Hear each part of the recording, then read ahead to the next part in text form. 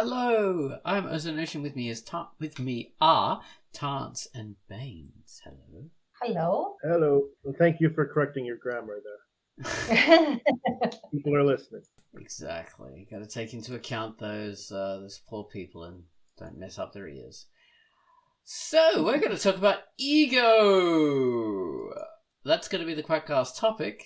Isn't there a song called Ego? Probably. Yeah, there must be, right? Not that I can think of. Song. You're so vain. That's the one that came that this song is about.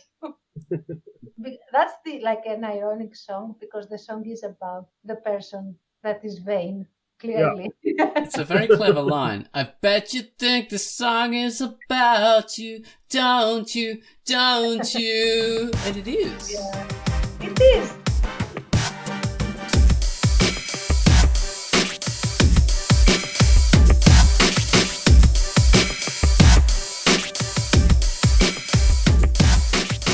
Okay, so ego is our topic. Ego of, main characters, antagonists, villains. Ego can be a very funny thing when it's punctured, when it's exaggerated, and it becomes a huge focus.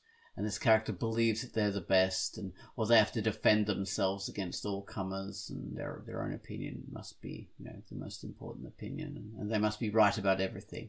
So ego is a really cool tool to use for a writer, and it's a really cool kind of thing for a character to have. I love characters with big egos.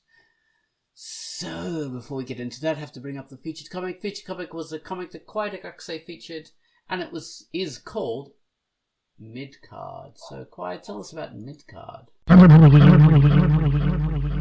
Hello, this is Quackcast, and the feature I've selected for this week is Midcard by Art of Jer Bear Comics, and it is rated T for teen. Tyler Cruz, an ex-employee of Titan Pro Wrestling, is returning to fight in a rematch against Rocco Rage following 9 months of recovery from an injury. Rocco Rage, a member of Trinity, held the title of North American Champion before Cruz savagely defeats Rage and has a championship belt to prove it. News of Rocco Rage's defeat by Tyler Cruz has already spread to the committee at the Titan Pro headquarters, and they want Tyler's head on a platter. Pure, brutal power. The art is in full color, comic book style layouts, and page sizes. Extensive behind-the-scenes knowledge of professional wrestling and hand-to-hand combat sports. Make the winning judgment call and read Midcard by Art of Jer Bear Comics, rated T. And that was quite telling us about Midcard. And next up we have the featured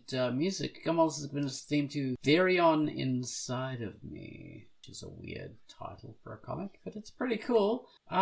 This particular theme, Therion Inside of Me, rocky, raw, groove with a godly chorus of cool backup singers. Let this one burn into your consciousness and enjoy. Take it away, Gummels, with your theme to Therion Inside of Me.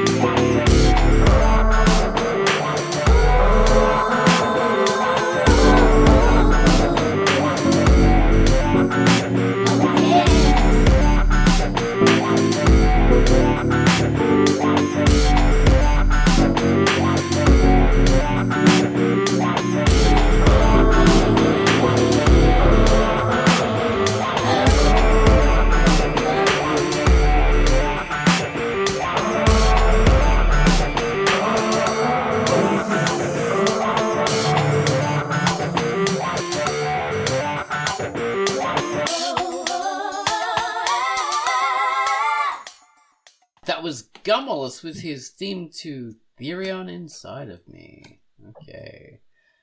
All right. So ego. Do you guys have big egos? Be honest. Tell me about your ego.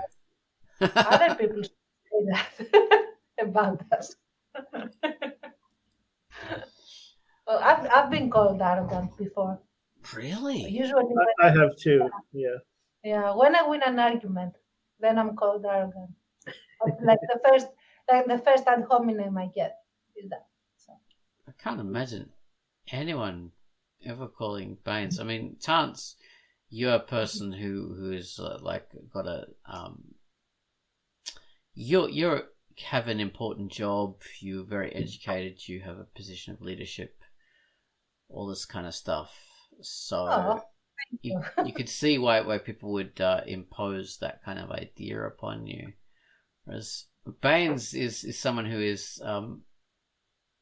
he's just helpful, just a helpful person, helping, and so I wouldn't think that anyone would level that against you, because you're not putting. Yeah, family members have said it to me, and I don't know if I agree necessarily, but I remember at least once having a close friend. I told a close friend about it. It usually comes from within at first. Yeah. And the friend said, "Oh wow, your family doesn't know you at all, apparently." See how I had to phrase this? I had to phrase this in a way because by setting up this thing about, Tance, like you going, yeah, I could see why you'd be called arrogant, and you like because it could automatically be like offensive. So that was really a pain in the ass to do that. Yes. No, I mean I get where you're coming from, and in both instances. And in the other way, it could have been, Baines, you could never be called arrogant because you're never in front of the script. You're always in the background. You're pathetic. You're a loser. You're an idiot. Yeah, no. Which is, wouldn't be the intention in either way. But yeah. But I had to bust that bubble just in case. That was the impression. No, Baines has been doing a lot of important work. Just doesn't, toot his horn as much as I do. Well, that's and the you can thing. see that work every week in Continuity Falls. Yes, which is a fantastic comic. Yeah, so that's the important work we're talking about, I assume. It is. Yeah, so Tance, you're in a forward-facing position for a lot of these things, and in your work you have a very higher position of leadership, don't you? In what you're doing. On occasion, let's say on occasion, I have had positions of leadership, and maybe I will again in the future. Who knows? But it doesn't really. People don't need that to call you arrogant. I have seen. It helps definitely. I remember, even when I was a student and had no position of leadership ever, I was still called arrogant when I would not budge from a position, or when I would not, give leeway. Let's put it that way. To classmates to do things, or I had strong opinions. Let's put it that way, and that made me quote unquote arrogant. So there's that. I was thinking exactly the same. Like someone who has strong opinions, backs them up, doesn't back down easily, is insistent when they are right, believe they're right, or some people see that as, some people get upset and call it arrogant. I don't think of Tance as arrogant. No. Oh, thank you. I would not have said that. but you do have strong opinions. I do, Well-spoken. absolutely. Speaking I do, and I'm loud about them too. So, loud and proud. yeah, definitely. Speaking of the idea of leadership, so in my position as being an admin on Drunkduck for many years, like I don't think I've ever really had much of a that charge leveled against me in the way that I run the site. People haven't said I'm arrogant about things, so that's or have an ego about stuff. I think whenever that has come up, when there have been kind of rumblings of like an ego thing, it's never about leadership. It's more about just opinions about things. In the debate forum, in the old debate forum and stuff like that, when you're arguing about stuff. So that's fair. I think I have been. Yeah. I've had an ego and have been arrogant when I've argued about things. I don't know and that is a distinction that I think deserves to be made. When you have a strong opinion that you back up with arguments, and when I say arguments, I mean arguments, not like those are my feelings or this is my faith. And I say that as a person that is a theist and observing a religious person. So when you have an opinion that you back up with facts and arguments, and you don't see an argument that refutes yours, and then you stick by your opinion, that's not arrogance. That's how it should work. Yeah. I have in the past, when I wasn't able to, when I was more of like, these ideas are right. And I didn't bother researching those ideas. I just asserted the rightness of them. That would be very much more ego-based. I believe. Because you use ego tends to result in using the debate things, fallacies, logical fallacies.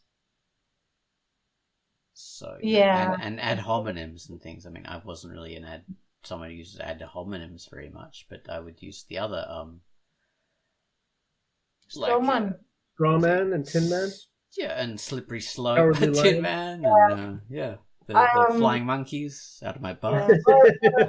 Ad populum is also another one. What's that? I think it's called ad populum, if I'm not mistaken. Ad populum argument. I don't know that one. What's that? That's that if many people believe something, then it's right. So, the majority believes this, so it's correct and you're wrong. Right. Arguments from authority. Mm. That's another one. When you say, yes, but this person's a doctor and they said this, so that must be right. Mm-hmm. This person's a lawyer and they reckon this, and I don't think I ever did that, but those kind of things. But we're not talking about me. We're talking about characters and stuff like that. That's what we're talking about. And anyway, so characters with big egos that can be very fun, especially when they're villains. That can be a very fun thing. Puncturing a villain's ego can be hilarious. A lot of villains sort of just, that's their main feature, to have a big ego. I love, have you ever watched the old cartoon, the Disney cartoon Gummy Bears? No. Oh, it's fantastic, fun cartoon. I love the theme song to it. Gummy bears, bouncing here and there and everywhere. High adventure that's beyond compare. They are the gummy bears. Love it. In that, there's this bad character who's always the villain. He's called Duke Ickthorn. And he has a bunch of ogres, and they're always after these gummy bears to try and use them and their magical gummy bear potion in order to try and destroy this kingdom that they want to take over. And this character is totally driven by ego, massively driven, and it's always like used as a point of humor when his something punctures his ego. And it just works so well. He might, end up with his head in mud or something like this, or his huge elaborate plans are, gone to nothing, and he falls over the side of a bridge and gets embarrassed in front of his men. That kind of thing, that's a classic use of, the comedy of someone's ego being busted, which is just hilarious. Because a normal person who is good and nice falling in mud isn't funny. But someone who is incredibly arrogant and is going to be embarrassed in front of their men, that's going to be a lot more funny for them to have something bad happen to them. A normal person being hit in the balls can be tragic, or it can be funny or whatever, but a person who is incredibly arrogant and mean, having them hit in the balls is hilarious. Years ago, when I was a little tiny child, and my family went up to have a look at this a cable station, which was this far north of the state where I'm in. This used to be a very important place because this is where the international cable came through, across the oceans to this place, and we visited the place, and the guy in charge, he was like, oh goodness me, I get to show off this place to these people who are visiting, ha ha ha. And he was telling his underlings, go and show them this and go and show them that, and this is this and this is this. And he was very proud, to be able to be in a position of power and to show things off to people, and to show things off to the underlings and tell them what to do in front of people, and to be the big man.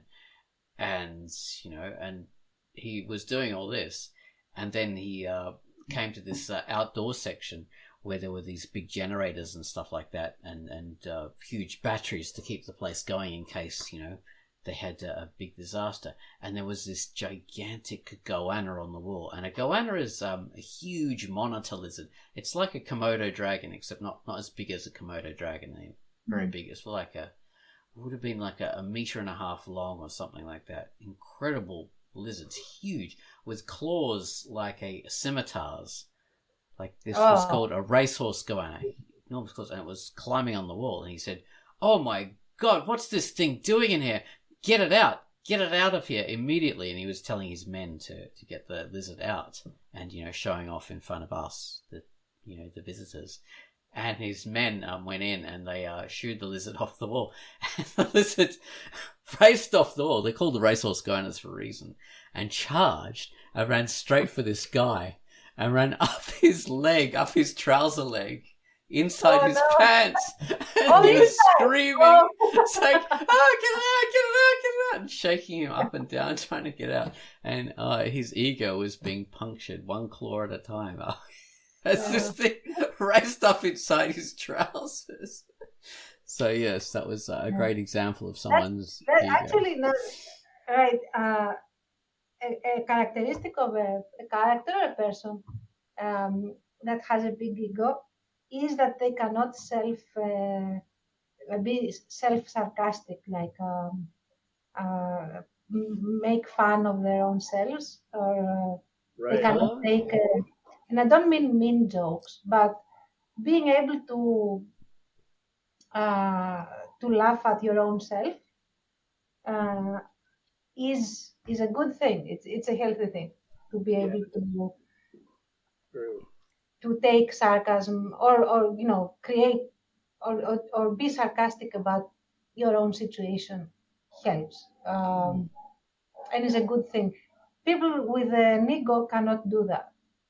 I have not. So if they can pretend to, and it's not really genuine.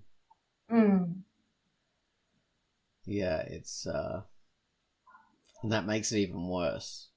Yeah, because they're faking it. Yeah, because it's not really, like you said, it's fake, and it's really, again, it's a compliment that isn't sarcasm, but they try to pass it as sarcasm, like humble bragging stuff. Right. That sort of thing. Yeah. Humble bragging is annoying. That's an annoying trait. My God.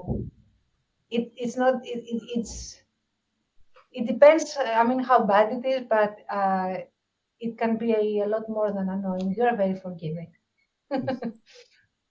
Self-depreciating humor. That's the term for it. Yeah. It's very common British kind of style of humor, that one. Mm-hmm. Whereas, I do, even though, these kind of self-aggrandizing, ego-driven characters can be negative, I do love it as a character trait. And even in protagonists, I do love it. It endears me to them for some reason. And say, look, a classic character, say George Costanza in Seinfeld. I think he's a self-aggrandizing character. He has an ego. But it changes. Sometimes he has more of an ego, and sometimes he goes, "Oh, I'm crap. I'm terrible." So he has right. He goes for the self-depreciation stuff. But I do think a lot of the time he has an ego, and that's where a lot of the humor is, comes from, and where that love of him comes from. Do you think that character had a bit of an ego? Yeah, well, I see him more as like kind of self-loathing kind of guy.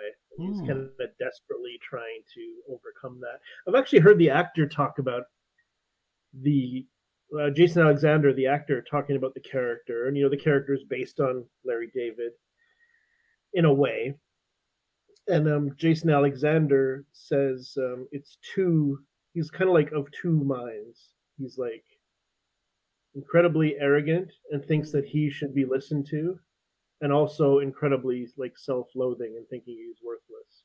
Yes. It's like these two polar opposite things going on at the same time. That definitely happens with the character, and I love it. Yeah. That's why he's my favorite character of all time in that show. He is my favorite in that show too, for sure. It's so good. And I think the Jerry Seinfeld character has an unruptured ego. Like he's just he doesn't really have the self-depreciation thing. He just not at all. Very much an ego guy.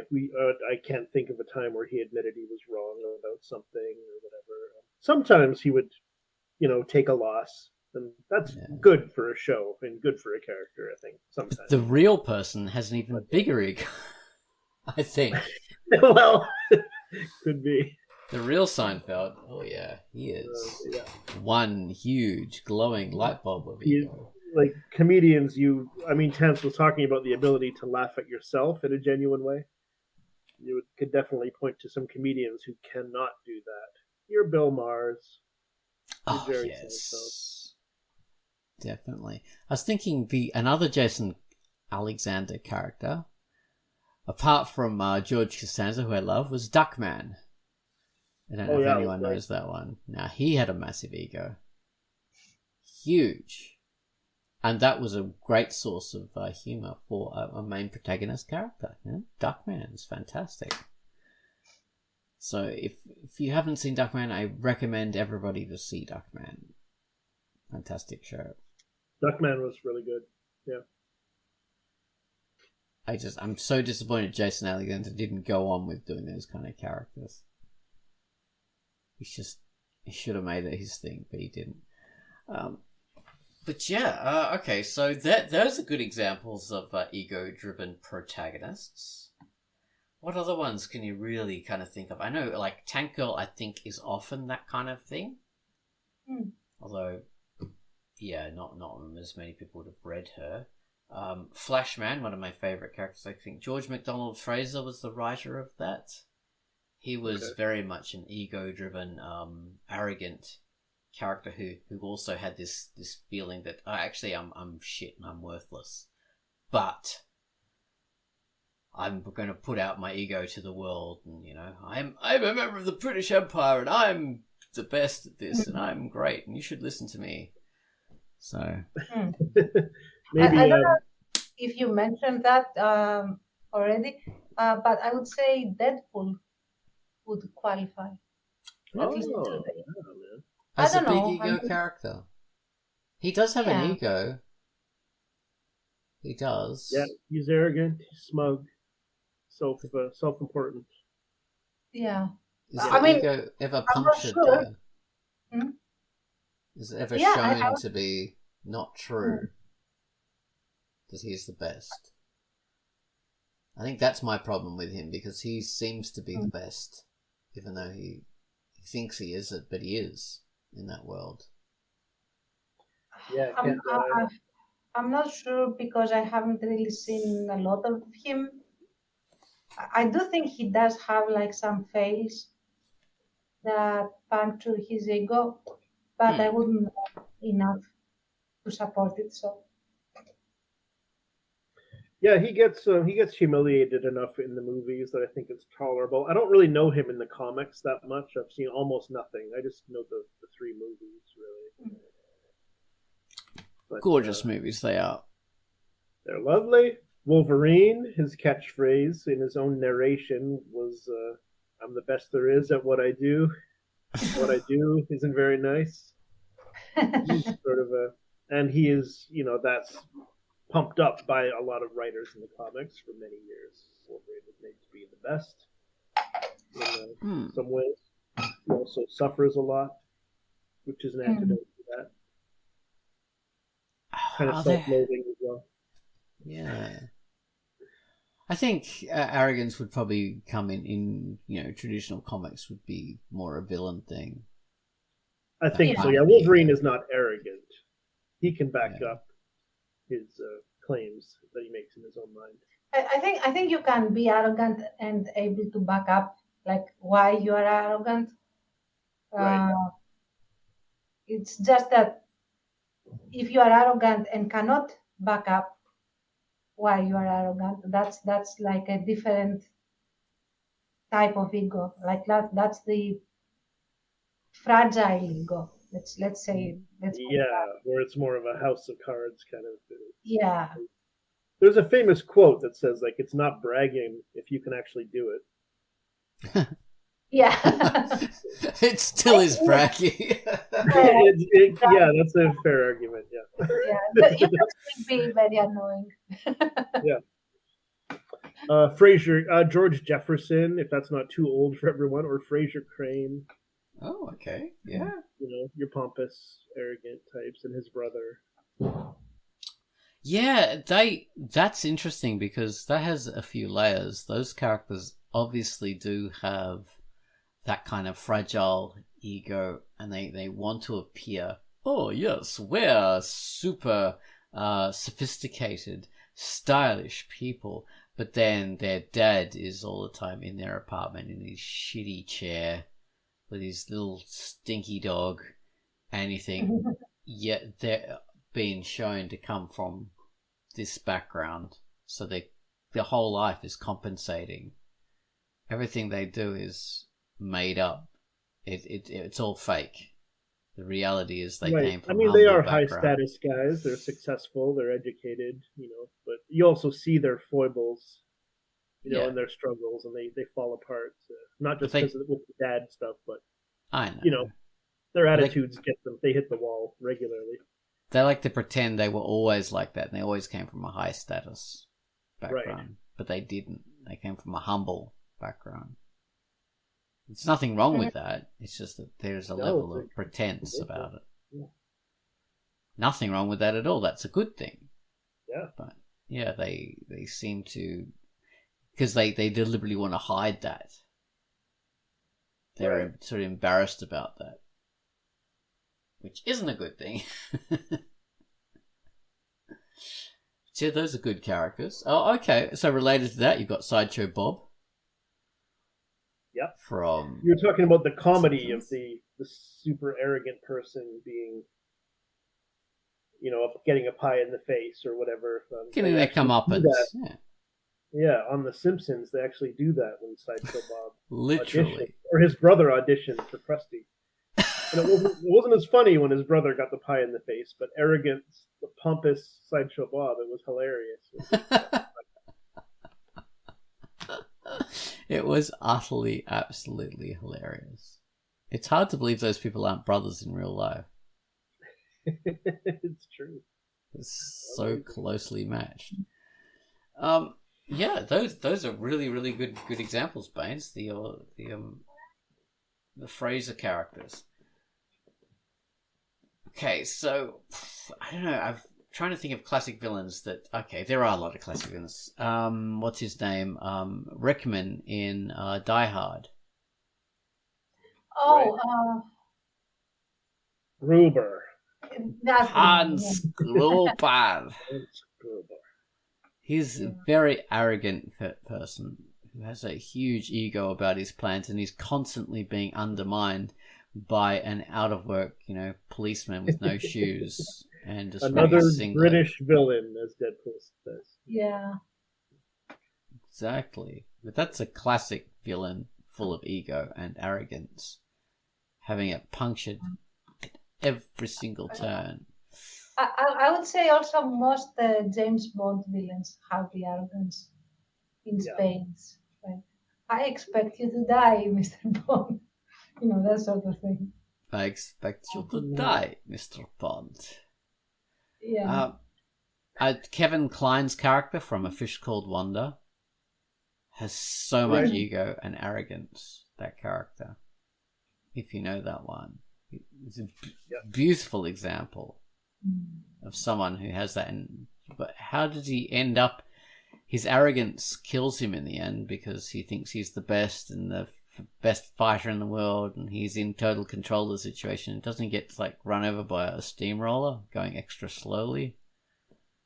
He's so arrogant that he believes he can get out of the situation. He doesn't, and the steamroller slowly comes up and crushes him. Because he's set in cement. So that was really good. It was good. Funnily enough, I just watched a movie tonight, one from the 80s or the 90s, or probably the 80s, called January Man, that had both Kevin Kline and Alan Rickman in it together. Oh. Wow. Yeah, I know I've seen that, but I don't remember anything about it. Yeah, I don't remember it either. It's not a very good film. It's boring. It rings a bell, but it's such a vague bell. I might as well not have seen it. Yeah, it's a really... Yeah, nothing happens in it. It's super boring, but it's got Kevin Kline, Alan Rickman, Rod Steiger, Harvey Keitel, Susan Sarandon, and Oh my God. massive amount of stars. But it's just a boring film about a serial killer. But no real arrogance there apart from Harvey Keitel's character. And he's great at playing arrogant characters. Jeez. Okay, so I'm gonna definitely do this with my character Ace Kincaid, because he was always meant to be a very arrogant version of an Indiana Jones sort of character, but from the arrogant end, because Indiana Jones is a character who is based on a whole bunch of things, like Alan Quatermain, all versions of adventurer, archaeologist sort of characters. This is a classic trope. But he was also apparently based on G.E. Kincaid, who was a person who claimed to have seen the hidden city of gold and jewels in a cave in the Grand Canyon. He claimed there was a little cave, and he came across this massive, amazing city, and he wrote to the Smithsonian about it and all this. But of course, it's all a hoax. Never happened. But this character, G.E. Kincaid, is what I directly based Ace Kincaid on, because he was like the anti Indiana Jones. So he claims to have all these experiences, but doesn't. Right. They don't exist. And I love that. Yeah. I love that kind of thing. So I will expand into that one day. I will make Ace Kincaid into that character where he claims he's had all these amazing experiences and can do this and can do that and has nothing of it. Because I just love the idea of an extremely arrogant, pompous character who is full of shit. Yeah. I like to see those characters. I have I have trouble writing them because they annoy me so much. I, um, I do have I do have a very arrogant egomaniac, let's say, characters, very arrogant. But they do have some substance, but they just inflate it to like 1,000%. So they are not actually as good as they think they are, but they are good enough. If that makes sense, like for especially for Verdant, I have like a couple of these characters, and the top of the line, I guess, is of the tier is Callum, who is supposedly Ethan's friend. We have only really seen him in one scene where they were sparring as kids in the beginning in Verdant. Mhm. And he is a good, like he's good. He's a good swordsman, and he's a good like cadet or student knight or stuff like that. But he's not as good as he thinks, in the sense that he thinks that he's a genius, that there's nobody better than him ever. Yeah. And so when his ego is punctured, as you said, those, and he loses a match because he doesn't expect a particular move by Ethan, because Ethan is better than him, but he's not arrogant and he likes to learn and stuff like that. And he also is convinced that Callan is better than him. So when Callan's ego is punctured, he retaliates by basically giving him the scar that he has on his mouth. Yeah. So he retaliates badly when his ego is punctured, and that is going to be a recurring theme with him. So, like a character like Donald Trump with a mask. He can't take. Oh my God! Can't take criticism well. No, he can't. He can't. Absolutely not. He has to be the best ever at all times, every time. Which is a shame in a sense, because he is good and he could have been even better if he wasn't such a blip about it. But yeah. That's interesting. Mm-hmm. That makes a character more rounded, more interesting, more fun when they have those kind of levels to them, I think. Yeah. It's definitely worth doing. Immeasurably better. Because it adds all kinds of depth and comedy and motivations and things like that you might not otherwise have. Selfless characters can be really nice, but in terms of writing, they don't really drive the conflict very well, do they? Well, I guess it depends. I mean, it has to have more. I mean, it could be selfless, but there has to be more there. Because you can't have a selfless character staunchly oppose XYZ thing, and then you create your conflict or you drive your plot forward and stuff like that. You have to add things to it. Whereas with your ego-driven characters, they just write themselves. They can just drive all kinds of conflict over and over and over. Yeah, and they can be hilarious. They can be, yeah. I mean, the other guy that I have that has an ego is the blind guy, Gian.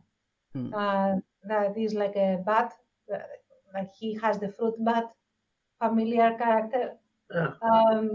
So he also has an ego. He also feels that he is excellent in every way.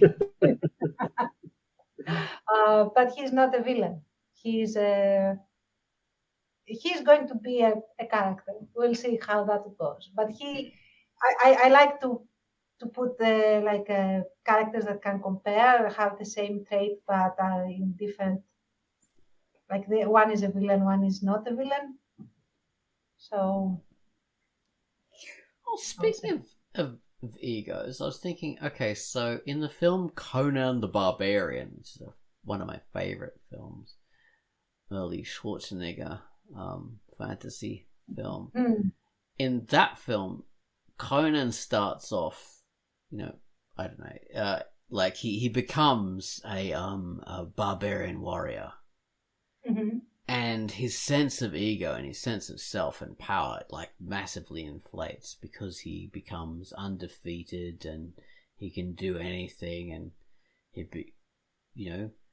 there's nothing that's outside of his reach, and he's tasked with getting this princess back for this king, and him and his crew go and do that. Well, I think they go and they set out to do it. I've seen this film so many times, and I'm probably getting the order of things like mixed up badly. Okay, initially I think he went off by himself to try and get this girl back. So he tried to infiltrate this cult who's taken this daughter of the king, the princess, of course, and he did it by himself. And because, of course, he should be able to, because he's so powerful and he's got so much skills and all this kind of stuff, and his ego tells him that nothing's beyond his grasp. What happens is they sniffed him out very quickly, even though he tried to pretend he was one of the cult members. And they tortured him and crucified him on a tree and basically killed him.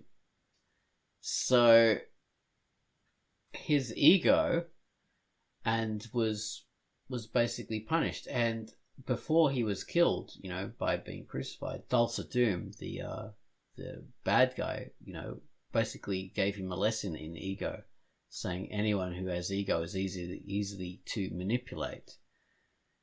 Because the human mind is like stronger than steel. The human will is stronger than anything, and I have control over that, and I can do anything.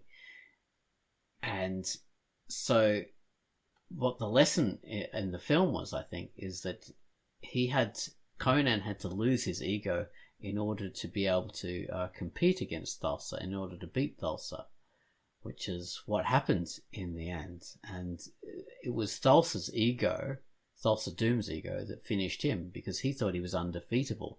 He thought he was could manipulate Conan the way he did before. He just automatically believed that. But Conan was no longer manipulatable, and he beheaded Thulsa Doom the way Thulsa Doom had beheaded his mother in the past. So there you are. That's my fanboy take on Conan the Barbarian.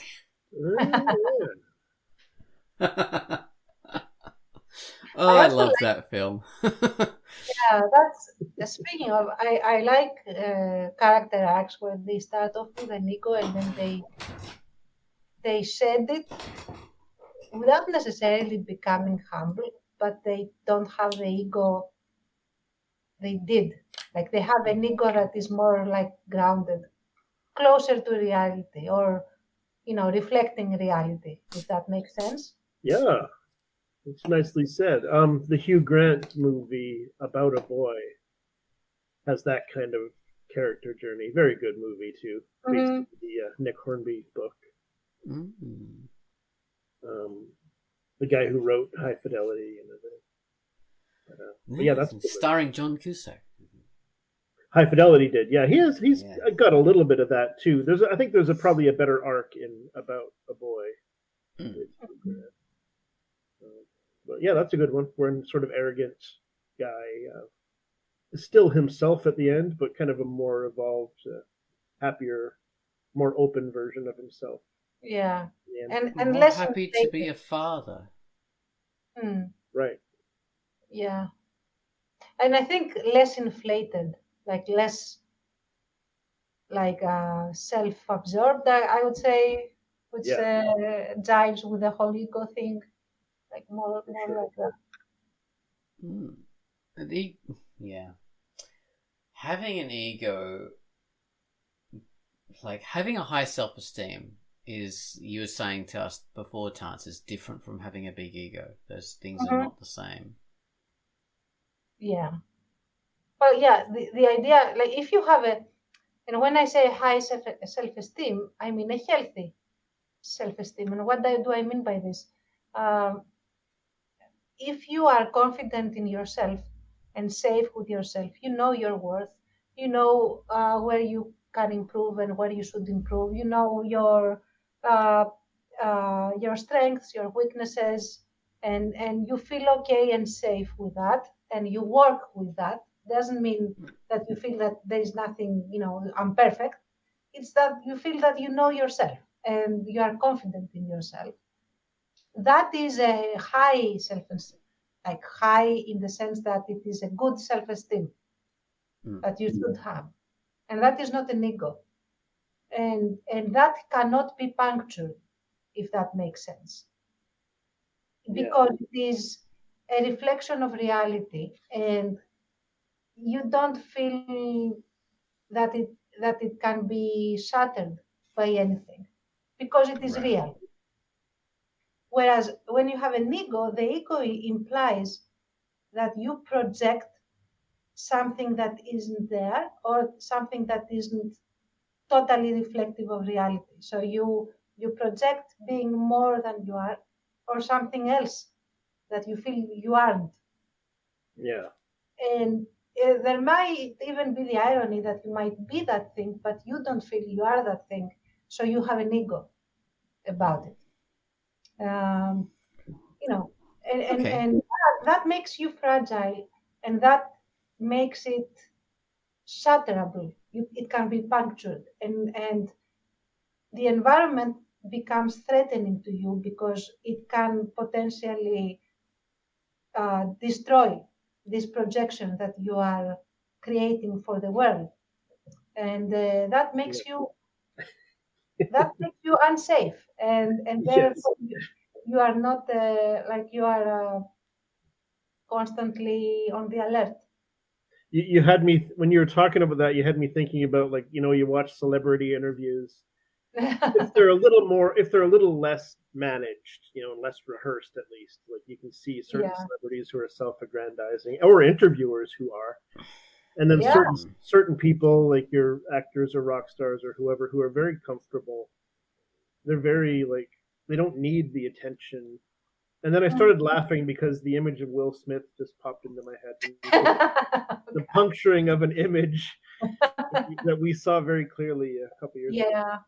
Oh yes, massive ego, huge, but he's or just a fake, maybe an ego, or maybe just a fake persona or something. So like the suffering is hidden, and then the illusion gets shattered in some kind of explosion. Yeah, I think it was like there was a lot more to it than that. That he was very vulnerable at that particular point, and it showed. Yeah. Like that. Yeah. I say someone. I think Conan O'Brien has a big ego. He's one of these people who has pretend self-depreciation. I don't really believe it. He's an American talk show host, podcaster, very famous, and I've always liked him. I like his big ego character because it's very, very funny, and he plays it up for laughs, but I do think it's more real than fake. And he does sort of pretend, to be self-depreciating when I don't think he really is. I think he believes it a little bit, but I still love him, and I think he's very funny, so that can work. Yeah. And there is another thing, like when you are a showman or show person, it goes without saying that you will be projecting, and I don't mean projecting in a bad way, but you will be putting forward a part of yourself that you want the world to see, and not necessarily everything else. That may not mean anything further than that. Like, especially if you are like a talk show host, or you will want to project a persona that makes you unique among other talk show hosts, for example. Speaking of that, Yeah. There was this famous fake talk show, the Larry Sanders Show, which was created and hosted by Gary Shandling, this amazing comedian. And that character he designed, this is the main protagonist character, who had a massive ego, huge. And it was always very funny to see him, his ego punctured, and to see, the lengths he would go to try and maintain his huge ego and pretend he hadn't got one. But all the other characters in the show also had big egos too. And they would, come into conflict because of that. And he had a sidekick guy called Hank Williams, I think, or Hank's not Hank Williams. It was called Hank. Hank Williams is a country music singer, and he was a sidekick, but he had a massive ego, but it was below Larry's ego, so he couldn't put himself above Larry, and he would never do that. But he put himself above everybody who was below him, which was quite funny. Yeah. Yeah. I would even venture to say that a comedian that uses that as his main stick, or stick, I don't know how to pronounce that, would probably not have an ego as much, as big at least, as others, because they would be willing to go there. But who knows? Right. Yeah. So many American stand-up comedians do tend to have that, though. Like, say, the famous... I'm rewatching the comedy series from the 90s, Ellen. Hosted by Ellen DeGeneres. Yeah. And I used to like that in the 90s. It's not so good, but I'm still watching it just because, catching nostalgia. But she was someone whose comedy was always based on her... lack of ego or or pretend ego kind of thing. She was a lot of self-depreciating humor, but we know from reality, because she was a talk show host, she had a massive ego, and it was huge, and it was terrible. It was toxic. So it was so toxic that people would leave the show and stuff. Yeah, absolutely. And I don't know really, because I didn't really watch it before. I watched clips after the stuff broke, like the scandals happened. To me, she felt fake, but with this fake happiness for morning shows, that. But I wouldn't say that. Oh yeah, I could see that she was toxic. It just felt a little bit fake, at least. But that could be because I already knew that she had all this scandal going.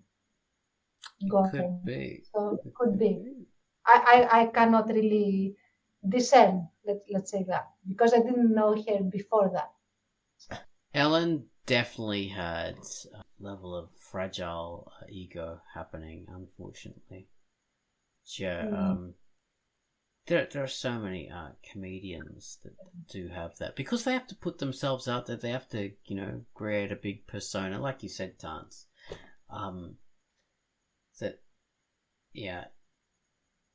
When you're putting yourself out there, you're going to get a lot of slings and arrows. So you need a kind of a buffer, and inflating your ego gives you a bit of padding against that. So I suppose that just happens to be in their line of work. I'm thinking about Chris D'Elia, who my ex used to really like. He obviously has a massive ego. You guys probably don't know who I'm talking about. No. I know the name. I know kind of who he is, but I don't really know his stuff. Yeah, but name any comedian. They're usually going to... Like Bill Maher, you brought up Baines. He has a massive issue. Joe Rogan, this guy who does the most famous podcaster in the world. Yeah. Huge ego. Yeah. I dislike that kind of ego. I'm not gonna lie. Especially, the person that sort of presents themselves as the one that can, the only gate to the truth. The only sane one.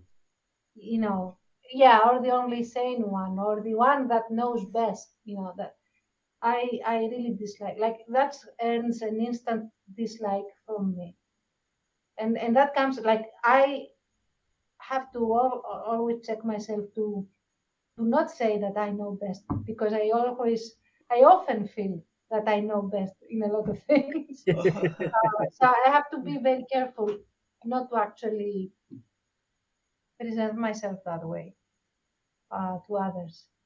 And I really don't like to see it in others, especially people behind microphones. So Yeah.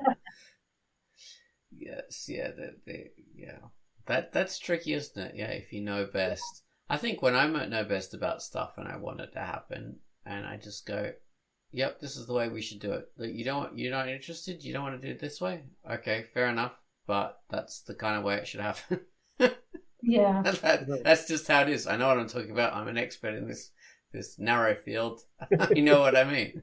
yeah. I also, you know what? I'll be honest. Perhaps because of the line of my work, I say this is how we're gonna do it because I know best. If you don't like it, I will not work with you. It's as simple as that.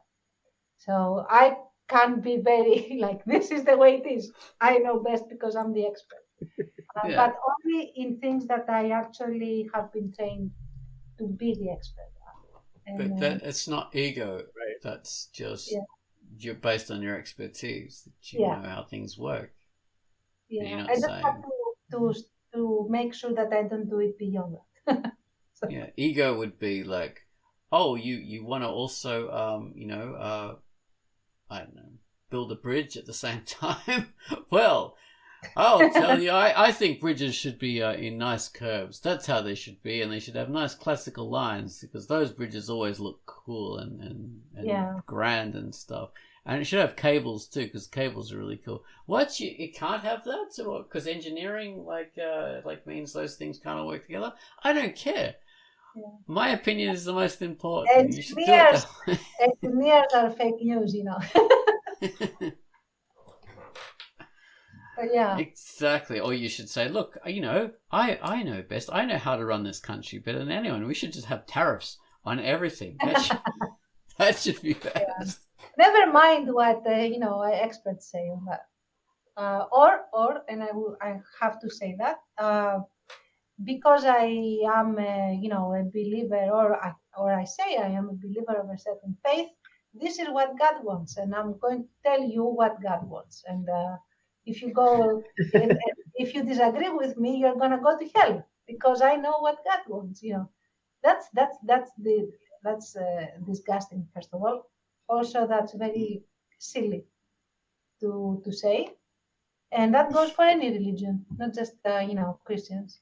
So Yes, there are only males and females because this is what God told me, and that's how it should be. Yeah. And marriage is sacred for straight people only. And the thing is that God wants anyone that starts the sentence, any sentence, God wants this, God loves or hates this. You can safely just ignore them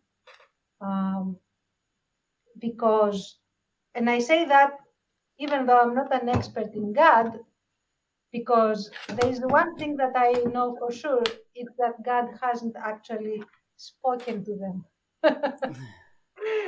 to tell them anything, because if God had done that, they would have some kind of evidence. Yeah, so very true. You feel free to ignore those people. Ignore them at will. And I speak as a theist and a person that deeply believes in God. So there you go. Voice of authority, you heard it. Baines, no authority in God. There is no authority in God. Hey, Baines, what's your favorite example of ego in the world? My favorite example of ego in the world. Wow. Or hated, I don't know. What's an example of ego you've had a problem with? I really, it is a pet peeve when people can't admit they're wrong and it can be like inflexible. I've known couples, even great mature people who I really like and stuff like that, kind of get stuck in these like, oh, I remember when this happened in May. No, it wasn't May, it was February.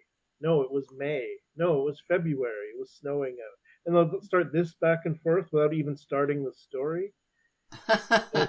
And that symptom and many examples of that kind of thing. It's just like, like I have many flaws, many flaws, but I think I'm good at, like, if I said, okay, well, last May, and then someone said, no, it was February, I'd say, okay, whatever, and then just tell the story. Like, who cares? You know? Yeah, that's beyond the point at this point. Yeah. But even so, I mean, has it ever happened to you? Because it has happened to me that you have receipts that it happened like in February and not in May. Like you get, here is my phone when we had this conversation and it says February and not May. And yeah, that can't be right.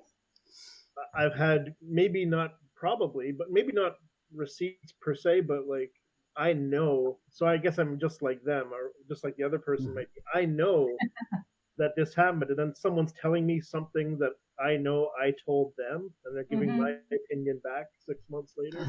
They go, no, I remember clearly that you're just telling me what I already told you, or something along that.